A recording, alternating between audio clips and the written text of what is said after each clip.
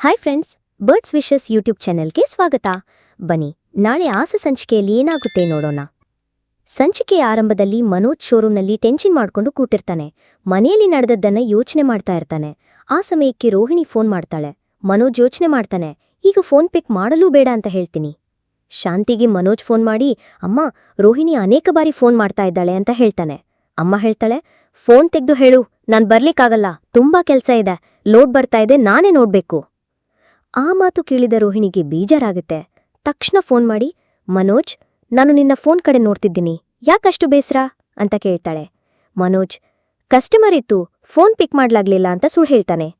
ರೋಹಿಣಿ ಮೂರಿ, ನೀವು ನನ್ನ ಫೋನ್ ಮಾತ್ರ ಕಟ್ ಮಾಡ್ತೀರಾ, ನಿಜ ಹೇಳಿ ಅಂತ ಬಿಸಿಯಾಗ್ತಾಳೆ. ಇನ್ನು ಮನೆಯಲ್ಲಿ ರೋಹಿಣಿ ಕುರ್ಮ ಮಾಡ್ತಾ ಇದ್ದ ಮೀನನನ್ನ ನೋಡ್ತಾಳೆ. ಚಪಾತಿ ಮಾಡ್ತೀಯ ಅಂತ ಕೇಳ್ದಾಗ ಮೀನಾ ಹೇಳ್ತಾಳೆ, ಇನ್ನೊಂದು ಮಾಡಿಡ್ರಾಯ್ತು ಅತ್ತೆ. ಶಾಂತಿ ಹೇಳ್ತಾಳೆ, ಮನೋಜ್ ಮನೆಗ್ ಬರಲ್ಲ. ರೋಹಿಣಿಗೆ ಅದನ್ನ ಕೇಳಿ ಬಿಸಿಯಾಗತ್ತೆ. ಒಳಗೆ ಹೋಗಿ ಬಾಗಿಲು ಹಾಕ್ಕೊಳ್ತಾಳೆ. ಮೀನಾ ಚಿಂತೆ ಮಾಡ್ತಾಳೆ, ಅತ್ತೆ ಸ್ನೇಹಿತರ ನಡುವೆ ಏನಾದ್ರೂ ಸಮಸ್ಯೆ ಇದೆಯಾ ಅಂತ. ಇತಿಹಾಸ ಮರುಕಳಿಸುತ್ತಿರೋ ರೀತಿ ರಂಗನಾಥ್ ಬರ್ತಾರೆ. ಮೀನನಿಂದ ನೀರು ಹೇಳ್ತಾರೆ. ಆಮೇಲೆ ಸೂರ್ಯ ಎಂಟ್ರಿ ಕೊಟ್ಟವನು. ಮನೆ ತುಂಬಾ ಶಾಂತಿವಾಗಿದೆ ಅಂದ್ರೆ ಏನಾಯ್ತು ಅಂತ ಕೇಳ್ತಾನೆ. ಮೀನಾ ನೋವಿನಿಂದ, ಇಲ್ಲರಿ, ರೋಹಿಣಿಗೆ ಮನೋಜ್ ಬರೋದಿಲ್ಲ ಅನ್ನೋದು ಗೊತ್ತಿತ್ತು, ಅತ್ತೆ ಹೇಳಿದ್ರು ಅಂತ ಅನುಮಾನ ಆಗ್ತಿದೆ ಅಂತ ಹೇಳ್ತಾಳೆ. ಸೂರ್ಯನು ರೊಚ್ಚೆಗೆ ಬಂದು, ಇಬ್ರೂ ತಪ್ಪು ಮಾಡಿದ್ರು ಅಂದ್ರೆ ಒಬ್ರಿಗೆ ಶಿಕ್ಷೆ ಯಾಕೆ ಅಂತ ಕೇಳಿ, ಇನ್ನೂ ಇವ್ರಿಗೆ ಊಟ ಕೊಡೋದ್ ಬೇಡ, ನಾವು ನಮ್ಮ ಬದುಕು ಚೆನ್ನಾಗಿರ್ಬೇಕು ಅಂತ ಹೇಳ್ತಾನೆ. ಇಲ್ಲಿಂದ ಬರುವುದು ಮೀನನ ಮತ್ತೊಂದು ಸಂವೇದನಾತ್ಮಕ ದೃಶ್ಯ.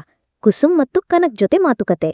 ಮೀನಾ, ಅಮ್ಮ, ನಿಜ ಹೇಳ್ತೀನಿ, ರೋಹಿಣಿ ಮಾವನ ಹಣದಿಂದ ಶೋರೂಮ್ ಓಪನ್ ಮಾಡಿದ್ದಾಳೆ, ಪಾಪ ಅತ್ತೆ ಕೋಪದಿಂದ ಹೊಡೆದ್ರು ಅಂತ ಹೇಳ್ತಾಳೆ. ಕನಕ್ ಹೇಳ್ತಾಳೆ, ಏನಮ್ಮ, ಅವರಿಂದ ತಪ್ಪಾಯ್ತು ಅಂದ್ರೆ ನಾವೇನ್ ಸಮ್ನಿರ್ಬೇಕು? ಇನ್ನು ಮಂಜು ಬಂದು ಬಾಂಬ್ ಬಿಡ್ತಾನೆ. ಅಕ್ಕ, ನಾನೇ ನೋಡಿದ್ದೀನಿ, ರೋಹಿಣಿ ಕಾಗೆ ಸುಬ್ಬನ ಹತ್ರ ಸಾಲ ತೆಗೆದುಕೊಂಡಿದ್ಲು. ಎಲ್ಲರಿಗೂ ಶಾಕ್ ಆಗ್ತದೆ. ಸಂಚಿಕೆಯ ಅಂತ್ಯದಲ್ಲಿ ಮನೋಜ್ ಬಂದು ಬಾಗಿಲು ತಟ್ತಾನೆ. ಬಾಗಿಲು ತೆಗೆಯೋದಿಲ್ಲ. ಶಾಂತಿ, ಮೀನಾ, ಸೂರ್ಯ ಎಲ್ಲರೂ ಆಂತಕದಿಂದ ನಿಂತಿರ್ತಾರೆ. ಕೊನೆಗೆ ರೋಹಿಣಿ ಬಾಗಿಲು ತೆಗಿತಾಳೆ. ತಲೆನೋವಿನಂತೆ ಎಲ್ಲರ ಮೇಲೂ ಕೋಪ. ಸೂರ್ಯ ಕೊನೆಗೆ ತೀಕ್ಷ್ಣವಾಗಿ ಹೇಳ್ತಾನೆ, ಇನ್ಮೇಲಿಬ್ರಿಗೂ ನಾವು ದಯ ತೋರಿಸಬಾರ್ದು, ನಾವೆಲ್ಲ ಸುಖದಿಂದ ಇರೋಣ, ಅವರ ವಿಚಾರವನ್ನು ಬಿಟ್ಟು ಬಿಡೋಣ. ಇಲ್ಲಿ ಈ ಸಂಚಿಕೆ ಮುಕ್ತಾಯ ಆಗುತ್ತೆ. ಮುಂದಿನ ಸಂಚಿಕೆಗಾಗಿ ಕಾಯ್ತಾ ಇರಿ. ಧನ್ಯವಾದಗಳು.